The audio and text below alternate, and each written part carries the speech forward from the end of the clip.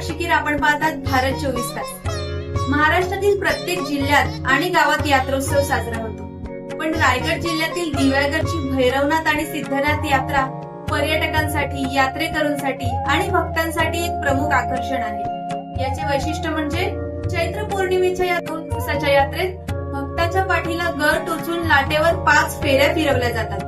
पहिल्या दिवशी गावातील उपासकरी भक्ताच्या पाठीत नाभिक समाजाचा नेमलेला मानकरी गर टाकतो।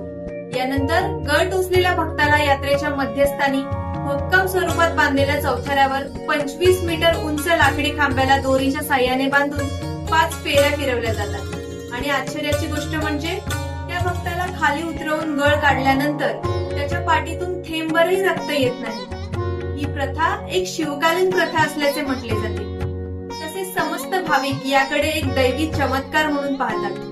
तसाच प्रकार दुसऱ्या दिवशी कुंभार समाजातर्फे केला जातो। हा उत्सव पाहण्यासाठी राज्यभरातील पर्यटक व भक्तगण हजारोंच्या संख्येने उपस्थिती दर्शवतात। अशाच प्रकारच्या महत्त्वाच्या अपडेट मिळवण्यासाठी भारत 24 तास चॅनल आजच सबस्क्राईब करा। भारत 24 तास, संपूर्ण माहिती, संपूर्ण सत्य।